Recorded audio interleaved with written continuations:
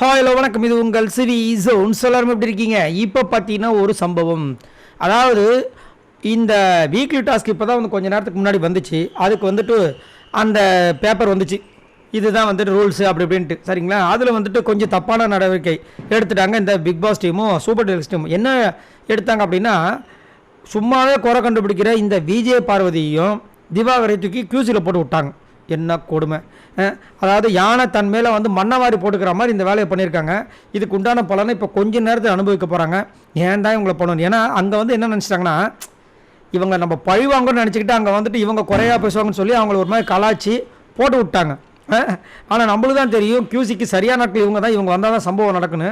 பாவம் தெரியாத நம்ம போட்டாங்க. சரி, இப்போது அந்த இது முடிஞ்சதுக்கப்புறமா நம்ம பார்வதி வந்துட்டு அந்த புக்கை எடுத்து அந்த டாஸ்கோட ரூல்ஸ் எல்லாம் பார்த்துட்ருக்காங்க.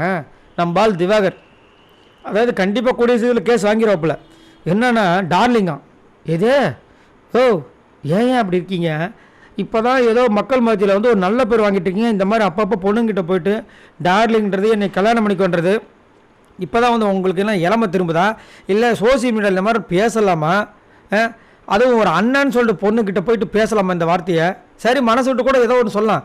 ஆனால் அந்த பொண்ணு உங்களை முதல்ல அண்ணன் சொல்லி நீங்கள் தங்கச்சி தங்கமேன்னு கூப்பிட்டீங்க. இப்போ வந்துட்டு டார்லிங் கூப்பிட்டுட்டு அவர் அண்ணன் அப்படி திரும்பி பார்க்குறாங்க. அவர் பார்க்குற பார்வை இன்னும் அது காம பார்வையாக இருக்குது. எப்பா ஆஹா அப்படின்ற மாதிரி இருக்குது.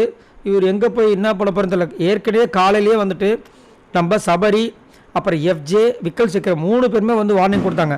ஆல்ரெடி ஒரு பொண்ணுங்களால் தான் வந்து பிரச்சனை, பெரிய பிரச்சனை வெடித்து ஒருத்தர் வெளியே போனார். நீ ஆல்ரெடி வந்து ஒரு சில விஷயங்கள்லாம் பண்ணிகிட்ருக்க, இதை வந்து பண்ணாத. நாங்கள் வந்து ஏதோ பொறாமறையில் பேசுங்கலாம் நினச்சிக்காத. நீ அந்த மாதிரி தான் இருக்கு. ஏன்னா ஒரு பொண்ணு வந்துட்டு இந்த மாதிரி பண்ணாதீங்கன்னு சொல்கிறாங்க. ஏன் செஞ்சேன்னு ஒரு பொண்ணாவது கேட்டு அதுக்கப்புறம் இருக்கிற எல்லா பொண்ணுங்களும் சேர்ந்து உங்ககிட்ட சொன்னாங்க வச்சுக்கா, நீ அவ்வளோதான். இதுக்கப்புறம் இதுக்கு முன்னாடி வாங்கின எல்லா புகழும் காலி, நீ அப்புறம் சோசியல் மீடியாவுக்கு தலையே காட்ட முடியாதுன்ற மாதிரி சொன்னாங்க. சொல்லியும் இவர் இந்த மாதிரி வேலையை அப்பப்போ பண்ணிகிட்ருக்காரு.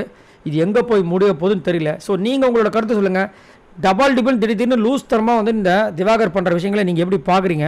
ஏன்னா நம்மளுக்கு ஒரு சில டைம் வந்துட்டு பாவமாக இருக்குது அப்படின்னு நினச்சாலும், என்னதான் பாவமாக இருந்தாலும் இந்த மாதிரி விஷயங்களை யாருமே அக்செப்ட் பண்ண மாட்டாங்க.